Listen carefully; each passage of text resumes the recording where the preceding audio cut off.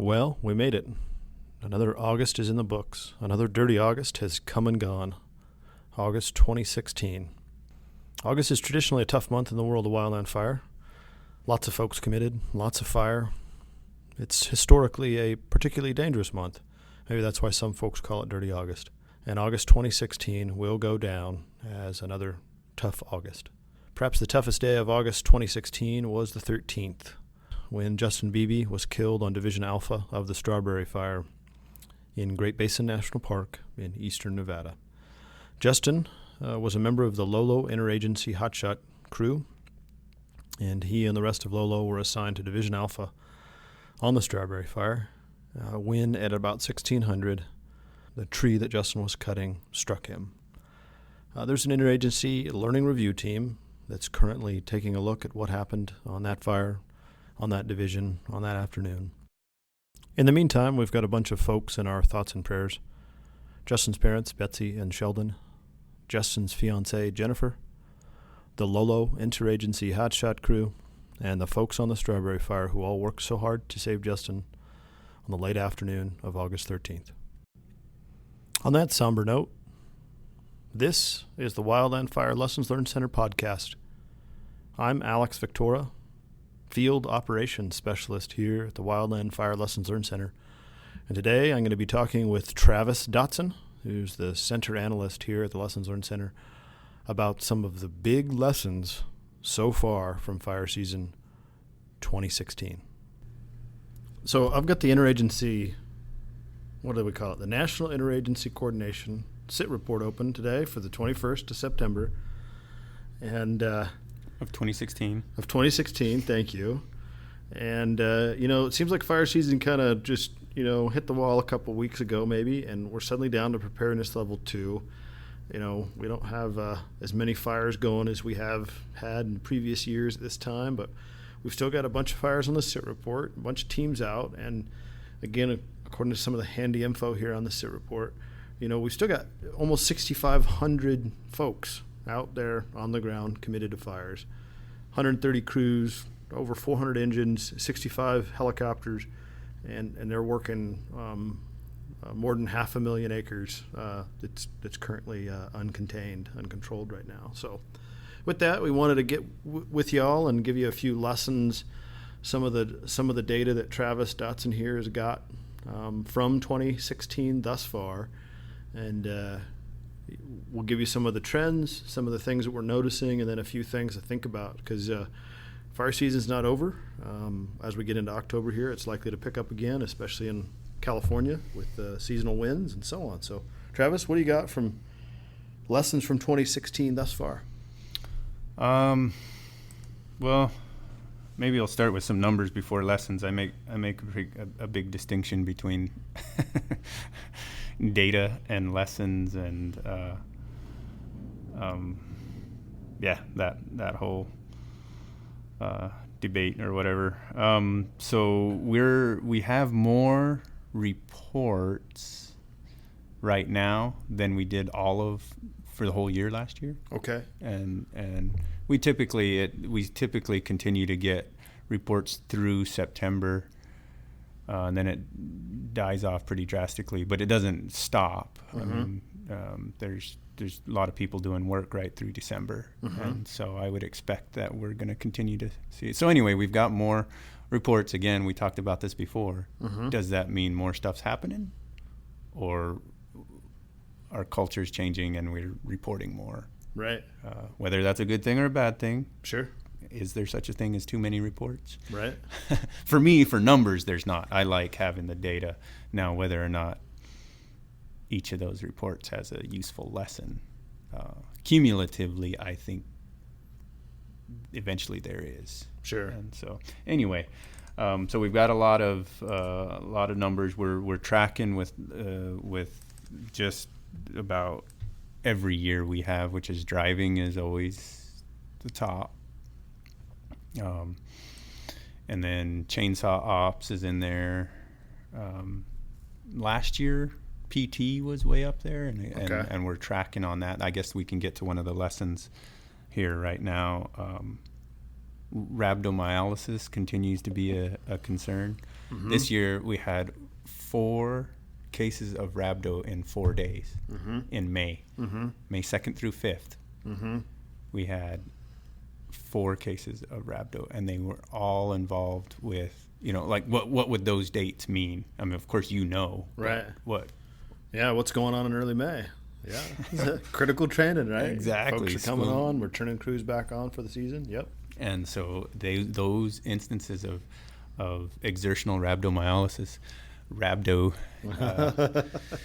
they were all having to do with that initial period of coming on and the PT associated with it.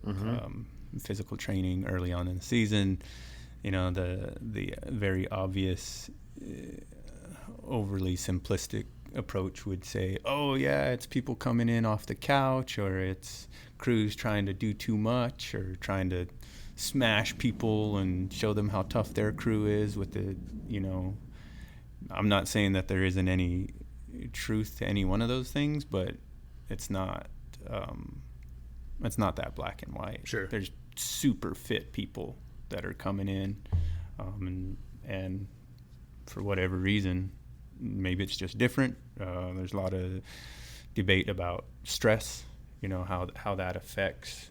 If you're really worried, you're new to the crew. Sure. And you really want to make a good impression. Just what that mental stress does to your physical body, especially when you're going to go out and exert yourself in possibly in a way that you haven't recently. Sure. And then there's other instances of seasoned folks that don't have that stress getting rhabdo, but right. The majority of those ones this year, and again, that's 4 cases, but 4 cases in 4 days is a big deal, and Sure. We've had 3 reported since then, and I guarantee you that's not all the cases of rhabdo. Right.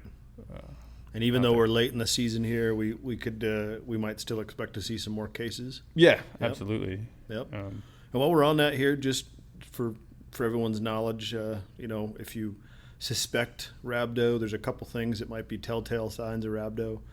Acute muscle pain, pain, a soreness like maybe you've never felt before, a fatigue maybe like you've never quite felt before, and then the big telltale for lots of our folks is tea or cola colored urine. And that's the one that by the time you've progressed to the point where your urine is off colored, those are muscle proteins that have broken down and are coming out.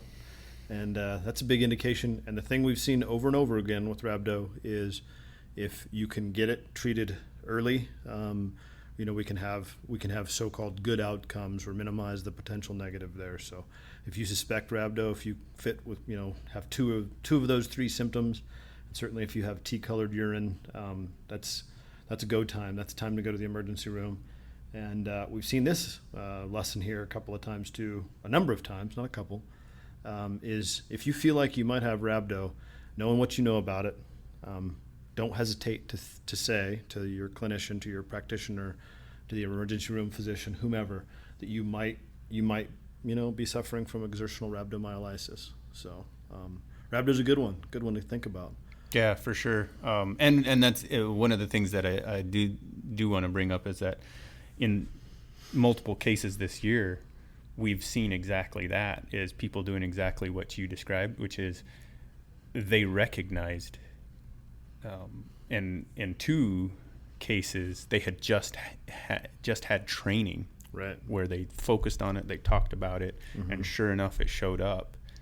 And so it's like a success, right? It's not a, hey, you're doing the wrong thing because you got rhabdo. No, we're saying, man, sweet, you knew, you identified it, and you went to the doctor and said, hey, please check for rhabdo. Yep. Which is received different ways. Sure.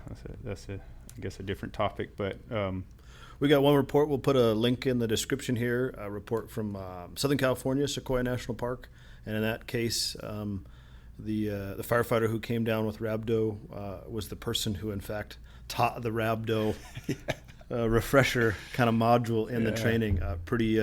Pretty remarkable, and he had the wherewithal and actually the guts to admit to himself and others around him that he in fact might be suffering from rhabdo, and he checked himself early and is recovering nicely, as we understand. So rhabdo's out there, something to be thinking about. We might do more discussions, products about rhabdo in the future, because it's something that it seems to be new. I don't know if it is new or not. It's hard to say, but still something to be thinking about as we have folks out there on the line here late in the 2016 season. So and along with that, even if it's not rhabdo, just that early season PT and having your plan kind of dialed, which is hard to do early season, but literally you might be treating somebody might go unconscious and you have no idea really anything about them other than whatever information you have collected. Especially, you know, how we set our programs up for like, hey, day one, man, we're going to start. And day one, like literally might start with a run. If somebody goes down on that run on day one, what information do you have about them? Right. And that was a startling thing for me, thinking about some of the things that I've done in the past and got lucky on. Sure. So yeah. One of the other things that stands out this year, it shows up every year, but the numbers seem to go up and down, is just equipment burning up. Not limited to vehicles, but we've had multiple instances this year of people parking in the black and their portions of their vehicles catching fire, tires usually. And you know, the causes are all over. Maybe something got lodged in there. They just drove through some heat. Maybe they parked in something that wasn't completely cold yet. You know, I mean, we're taught to park in the black, right? And but in my experience, it wasn't hammered into me the risk involved there and how meticulously one should check. Sure. If the cold black is indeed cold. Right. You hear some people, maybe they just had better experiences or what, that they did get that hammered into them. But yeah, multiple instances of vehicles catching fire after having either gone through black or being parked in the black. And that's a bad deal. You don't want your truck to catch fire. Yeah.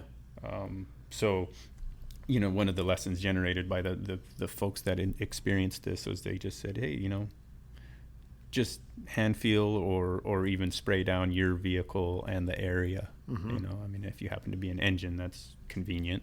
Just spray it down. If you're not an engine, if you're a crew and you don't have water, then, you know, that's up to you. And I do remember getting out and like hand feeling and checking stuff, but that's again, that goes against efficiency. Right, exactly. Time to get to work here, right? Exactly. And then it's not just vehicles. We had instances where an entire camp burned up, buckets and chainsaws and that type of stuff, just with fire switching direction. And yeah, you know, there's a multitude of lessons there, I guess, but we continue to be surprised by fire. Sure. And that's what I always go back to is our operations require predictions. We get forecasts and we have to make predictions. Some people really feel like there's a big difference between the two, but to take on any sort of operations, you actually have to predict what the fire is going to do. And if you leave camp, you know, obviously you feel like the fire's not going to burn through your camp. And such a bad deal on the one instance where the fire just happened to find this like 6-inch little path of some pine needles. Little path of pine needles, man. Just such a bad deal. And you can imagine it. It's like, you know how a tree leans over and it's this little tiny tree, and it's at an awkward lean, and so when it's shedding its needles, that's all in this little 6-inch area. Mm-hmm. You know what I mean? Just this, and that just happened to lead right through the wet meadow or whatever that was. Looked very protected. Anyway, yeah, though you might want to check out some of those reports. In terms of how things break down on initial attack, extended attack, prescribed fire, all of that, we're right on track in terms of the percentages. And initial attack is almost always, in terms of the types of fire, when I categorize those, IA is always the most common, or the largest percentage. Mm-hmm. And we can speculate all day long about why that is. Right. You know, is there more command and control when there's a team there, or does the tempo change, or Mm-hmm. But yeah, IA is always up there, including entrapments. There's almost always more entrapments on IA Okay. than there is otherwise. And our prescribed fires pretty steadily hovers around 10% Mm-hmm. of all the incidents. And I always, that being so steady, I wonder about, is prescribed fire 10% of what we do operationally? Mm-hmm. And I know for some people, I mean, you'd have to take the whole, because Right. for a lot of people, prescribed fire is 98% of what they do. Sure. But as a whole, if that's the case, then what that means to me is fire is fire is fire. Mm-hmm. Sure. And what I mean by that is the things we actually do, running chainsaws, driving, using drip torches. It doesn't matter where you're doing it and what purpose you're doing it for. It all involves risk. Mm-hmm. And because I tend to somehow, I don't know if it was taught to me, or I don't know, what's your perception? Is a planned event somehow supposed to be safer? Well, we don't get hazard pay for it, so that's one measure, I suppose. Maybe not the best, but yeah, I don't know. You've done a lot more prescribed fire than I have. Yeah. I don't know. I think that certainly a good message is to, and it might be one of those things that we say over and over and over again and kind of loses meaning after time, but fire is fire. If you're fighting it or if you're lighting it, it can do things that will surprise you. And that's a good reminder. Maybe we're getting into prescribed fire season for some folks here in the fall. In the West, I know folks who are getting ready to go burn as we speak. Fire can surprise you. And, chainsaw fuel still ignites, Mm-hmm. and drip torch fuel still ignites if you get it on your chaps or Yep. whatever trees. When you're falling trees, the tree doesn't care if it's a prescribed fire or The tree doesn't know if you're getting hazard pay or not, right? Yeah, and if you're driving a water tender to a prescribed fire, the road doesn't care if it's a prescribed fire or but all that being said, I still have a different attitude. Sure. Right. And yeah, that's a problem with me. Mm-hmm. But I don't think I'm alone Right. No, you're not. in that. So yeah, that's always a good reminder. And then we had a whole podcast about chainsaw ops, but I guess it is kind of unique that so far this year, of the chainsaw ops, as I continue to get data on it, I think we're split a third pretty much on hit by tree is a third, including a fatality, which we didn't have last time we talked. Mm-hmm. And then these fuel geysers are a third, and then chainsaw cuts are a third. Mm-hmm. And usually it's hit by tree is half. Mm-hmm. I don't know if that's just the reporting or and those chainsaw cuts, 3 of them are cutting chaps, and one of them is got around the chaps. Okay. Yep. But it's still so yeah, and saw ops is always up there. Mm-hmm. Yeah, those are kind of the highlights so far. PT, heat injuries, some pretty dramatic heat injuries with PT, going back to that. Scouting. There was a year not too long ago where scouting was this is weird. Like, man, how many instances did we have? Yeah. Where what people were doing with scouting, and it's not that way this year, but we did have a few instances. Some tire failures, more than I remember. At least 3 that we know of, and then some other accidents that we don't know yet. The reports haven't come out. And we had what was the thing you had about who checks? Yeah. Who checks for recalls? And not that was an instance in any of these, but well, it's. I think we've got reason to believe that at least one of those tire failures, that tire may have been part of a recall. And if you work for a large fire department, if you work for a volunteer department, if you're part of a Forest Service district, it's a fair question. Who's monitoring, those systems?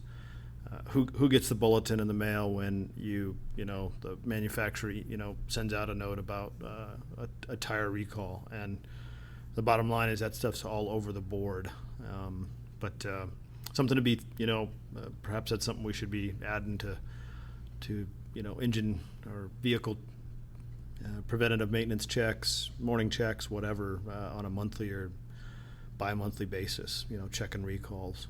I don't know. And then the other big thing there with tires that I learned something about earlier this season is you can get a clear sense of where your tire was made, how old it is, based on some of the stamps on the side of the tire. We'll track down a report, put a link in the description of the podcast for you. You can have a look at some of that yourself. We had at least one case, we think, of tires failing, older tires, maybe on some vehicles that had been mothballed for a little while.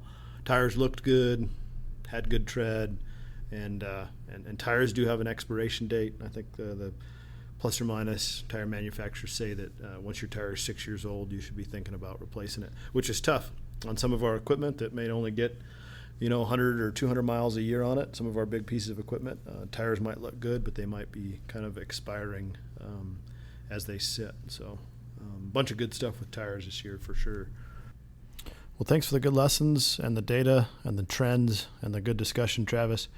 There'll be some links to some reports that we just referenced in the description of this podcast. One to a case of rhabdo, one referencing we talked about an engine that received some burn damage. The crazy story of the fire camp that burned up earlier this season. One really good report associated with a chainsaw cut, chaps, chainsaw cuts, medical response, some great lessons in there. And then the crew carrier tire failure RLS, which we just talked about, some older tires. And that RLS has got some really good stuff, things I never knew about how to age, get some interesting information about your tires, not the least of which is the age of your tires. So that about wraps it up for this podcast. We're still new at this podcasting game, so if you've got a comment on it, if you like it, if it's too short, too long, let us know. Tell us what you think in the comments below. Please share this podcast around with folks in your department, folks on your crew, on your module. Heck, send it to your mom and dad. Maybe it'll shed some light for them on what it is you do out in the woods. Also, remember, check us out at wildfirelessons.net to see some of the reports, some additional reports that we just talked about today. Check out the Incident Review Database. I'll put a link for that in the description of the podcast as well. When you're in the IRDB, you can search for incidents by state, date, incident type. You can do a keyword search. We're constantly working to make that IRDB as good as it can be. And if there's something you're looking for and you're not finding, let us know. Send us an email. You can find our email addresses and phone numbers on the wildfirelessons.net homepage. Up in the upper right-hand corner, there's a button that says Contact Us. So we're on Facebook, Twitter, YouTube. Just do a search for Wildland Fire Lessons Learn Center in any of those platforms. And again, if you've got something you want us to chat about, comment, feedback, please leave it in the comment field below or send us a note in any of those platforms I just mentioned. Thanks very much for your time. We'll catch you next time. Thanks.